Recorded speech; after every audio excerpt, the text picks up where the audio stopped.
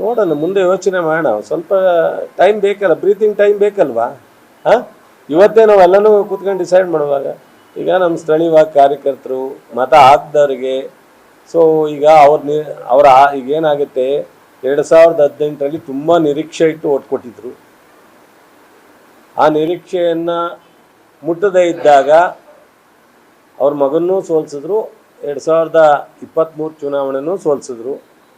ಈಗ ಮತ್ತೆ ಅವರ ನಿರೀಕ್ಷೆ ಇಟ್ಟು ಓಟ್ ಕೊಟ್ಟಿದ್ದಾರೆ.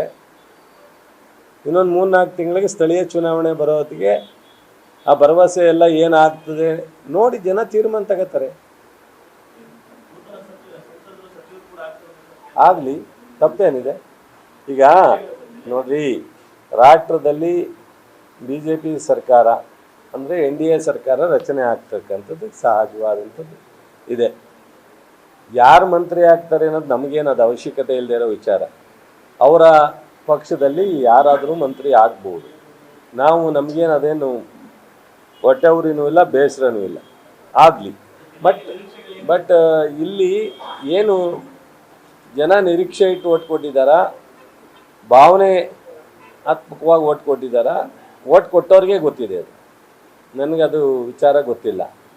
ಸೊ ನಿರೀಕ್ಷೆ ಇಟ್ಟು ಓಟ್ ಕೊಟ್ಟಿದ್ದರೆ ಅವ್ರ ನಿರೀಕ್ಷೆಗೆ ಯಾವ ರೀತಿ ಸ್ಪಂದಿಸ್ತಾರೆ, ಏನು ಕೊಡುಗೆ ಕೊಡ್ತಾರೆ ಅನ್ನೋದ್ರ ಬಗ್ಗೆ ನಾವು ಕಾದು ನೋಡಬೇಕು. ನಾನು ಇವತ್ತೇ ಹೇಳೋದು ಸೂಕ್ತವಾದ ವಿಚಾರ ಅಲ್ಲ. ನೋಡೋಣ ನಾವು ಸ್ವಲ್ಪ ದಿವಸ. ಸೊ ಈಗ ನಮ್ಮ ಜನನೂ ಓಟ್ ಹಾಕ್ದರು. ಈಗ ಸ್ಥಳೀಯ ಚುನಾವಣೆಗಳು ಬರ್ತಾರೆ. ಸ್ಥಳೀಯ ಚುನಾವಣೆಗೆ ನಮ್ಮ ಮತದಾರರಿರ್ಬೋದು, ಕಾರ್ಯಕರ್ತರಿರ್ಬೋದು, ಅವ್ರವ್ರ ಊರಿನಲ್ಲಿ ಅವರೇ ಅದನ್ನು ತೀರ್ಮಾನವನ್ನು ತಗೊಳ್ತಕ್ಕಂಥ ದಿನಗಳು ಬರುತ್ತೆ. ನೋಡೋಣ, ಕಾದು ನೋಡಿ. ಈಗ 4 ವರ್ಷ ಈ ಸರ್ಕಾರ ಇರುತ್ತೆ. ನಮ್ಮನ್ನೇನು ಈ ಸರ್ಕಾರ ಓಡ್ಸೋಕ್ಕಾಗಲ್ಲ, ನನ್ನನ್ನೇನು ಓಡ್ಸೋಕ್ಕಾಗಲ್ಲ. ಕೆಲಸ ಮಾಡ್ತೀವಿ. ಏನು BJPಯವ್ರು ಬಂದು, ಜನತಾದಳದವ್ರು ಬಂದು ಕರ್ನಾಟಕ ಸರ್ಕಾರ ಓಡ್ಸೋಕ್ಕಾಗತ್ತಾ? ಓಡ್ಸೋಕ್ಕಾಗಲ್ಲ. ಅವ್ರು ಅಲ್ಲಿ ಸರ್ಕಾರ ಮಾಡ್ತಾರೆ, ಇಲ್ಲಿ ಸರ್ಕಾರ ಮಾಡ್ತೀವಿ. ಇಲ್ಲಿವರೆಗೂ ಮಂತ್ರಿಗಳಿದ್ರಲ್ವ, 10 ವರ್ಷದಿಂದನೂ BJPನಲ್ಲಿ ಕೇಂದ್ರದ ಮಂತ್ರಿಗಳು ಈ ರಾಜ್ಯದಲ್ಲಿ ಇದ್ರಲ್ಲ. ಅದಕ್ಕಿಂತ ಬದಲಾವಣೆ ಏನು ನೋಡಲಿಕ್ಕಾಗುತ್ತೆ? ನಾವು ಅವ್ರು ಮಾಡದೇ ಇರೋದನ್ನು ನಾವು ಬೇರೆಯವ್ರು ಏನು ಎಕ್ಸ್ಪೆಕ್ಟ್ ಮಾಡೋಕ್ಕಾಗುತ್ತೆ? ನೋಡೋಣ, ಎಲ್ಲವನ್ನೂ ನೋಡೋಣ.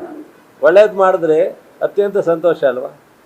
ಕರ್ನಾಟಕ ರಾಜ್ಯಕ್ಕಾಗಲಿ, ಮಂಡ್ಯ ಲೋಕಸಭಾ ಕ್ಷೇತ್ರಕ್ಕಾಗಲಿ ಏನಾದರೂ ವಿಶೇಷವಾದದ್ದು ಇಲ್ಲಿವರೆಗೆ ಸ್ವತಂತ್ರ ಬಂತವಿಂದ ಇಲ್ಲಿವರೆಗೆ ಮಾಡೋಕ್ಕಾಗದೇ ಇರೋಂಥದ್ದನ್ನ ಇವ್ರು ಮಾಡಿದ್ರೆ ಸಂತೋಷ ಪಡೋಣ, ತಪ್ಪೇನಿದೆ? ಈಗ ದೇವೇಗೌಡರು ಮಾಜಿ ಪ್ರಧಾನಿ ಆದಮೇಲೆ ಇಲ್ಲಿವರೆಗೆ ಸಂಸದರಾಗಿ ಮುಂದುವರೆದವ್ರೆ. ಅದು ರಾಜ್ಯಸಭಾ ಇರ್ಬೋದು, ಲೋಕಸಭಾ ಇರ್ಬೋದು, ಸಂಸದರಾಗಿ ಮುಂದುವರೆದವ್ರೆ.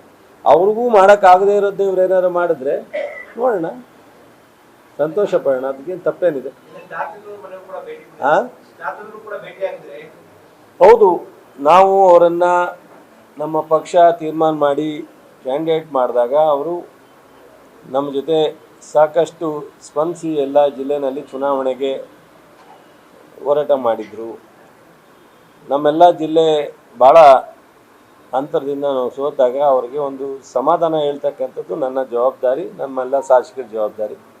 ಹಾಗಾಗಿ ನಮ್ಮೆಲ್ಲ ಮುಖಂಡರ ಪರವಾಗಿ ಶಾಸಕರು ನಾವು ಹೋಗಿ ಅವ್ರ ಸಮಾಧಾನ ಹೇಳಿ ಅವರು ಧೈರ್ಯವಾಗಿ, ನಮಗಿಂತ ಒಂದು ಹೆಜ್ಜೆ ಧೈರ್ಯವಾಗಿದ್ದಾರೆ. ಆಯಿತು, ಸರ್ವೇ ಸಾಮಾನ್ಯ ಸೋಲು, ನಮ್ಮೊಬ್ಬರಿಗೆ ಇಲ್ವಲ್ಲ, ಎಂತೆಂಥವ್ರು ಸೋತಿದ್ದಾರೆ. ಸೊ ಅದರಿಂದ ಆಯ್ತಣ್ಣ, ನೀವೆಲ್ಲ ನನ್ನ ಜೊತೆ ನಿಂತಿದ್ರಲ್ಲ, ಸಂತೋಷ ಅಂತ ಹೇಳಿ. ಹೌದು, ಅವರು ಸಕ್ರಿಯವಾಗಿರ್ತಾರೆ.